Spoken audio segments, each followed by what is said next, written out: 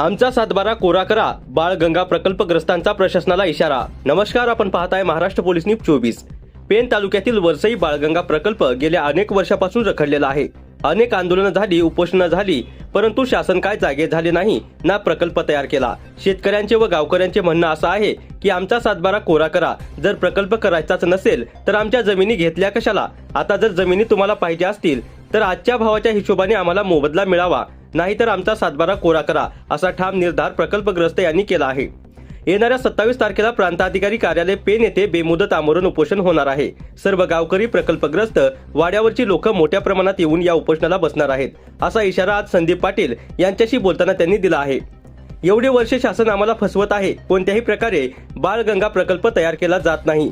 शेतकऱ्यांना गरज आहे असंच वाटायला लागलं आहे, परंतु ज्यावेळी हा प्रकल्प तयार होईल त्यावेळी आमच्या जमिनी घ्या, आता आम्हाला आमचा कोरा सातबारा मिळाला पाहिजे, असं बोलताना संदीप पाटील यांनी सांगितलं। आज आपण पेन तालुक्यातील जावळी या ठिकाणी आहोत। बाळगंगा प्रकल्प हा प्रश्न अनेक वर्षापासून या ठिकाणी चिघळत आहे। लोक आज एवढे चिघळलेले आहेत की अनेक वर्षापासून त्यांच्या सातबारावर त्यांच्या नोंदी केल्या जाते बाळगंगा प्रकल्पासाठी, परंतु 17 वर्षापासून हा बाळगंगा प्रकल्प होत नाही।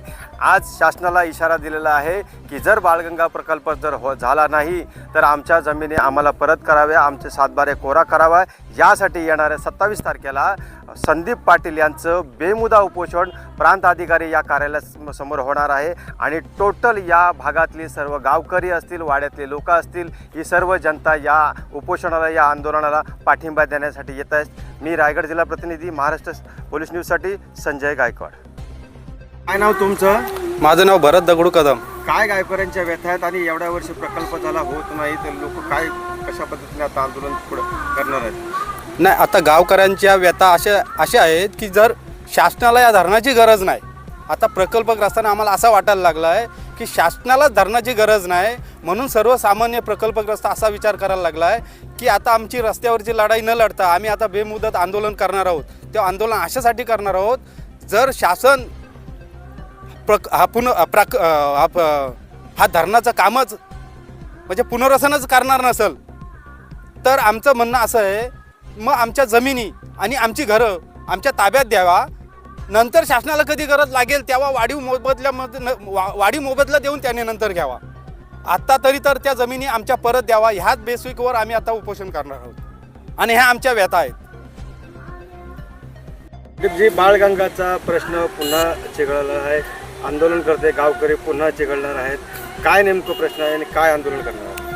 प्रश्न अगदी स्पष्ट आहे। जेव्हा मागे सुद्धा आम्ही जलसत्याग्रह केला तेव्हा सुद्धा आम्ही थेट मागणी ठेवलेली होती की सातबारा कोरा झाला पाहिजे।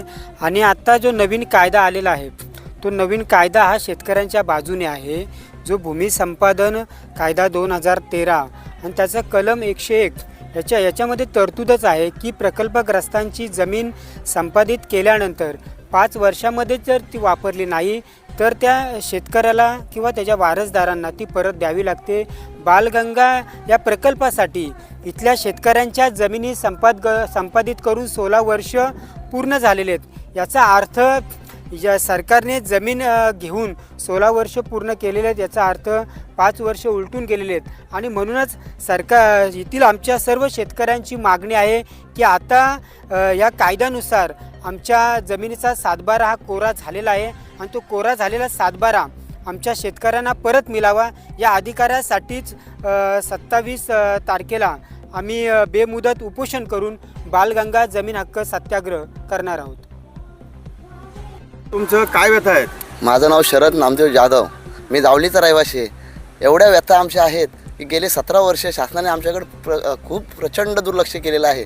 आज आमची घरं मोडकली चालली आहेत, आज आमच्या जमिनीला नुकसान भरपाई मिळत नाही, तर आम्हाला शासनाला एवढंच सांगायचं आहे, तुम्हाला धरण कधी करायचं आहे तेव्हा करा, परंतु आमच्या जमिनी आणि आमचे घरं सातबारा आमचा मोकळा करून आम्हाला द्यावा, एवढी शासनाला आमची विनंती आहे। आम्ही शासनाला एवढा आता इशारा देतो आहे की आम्ही आता गप्प बसणार नाही, आम्ही रस्त्याची लढाई तर लढूच, शासनाचं जे शासकीय जे कार्यालय आहेत त्यांनासुद्धा कुलूप लावण्याची आम्ही तयारी ठेवणार आहोत।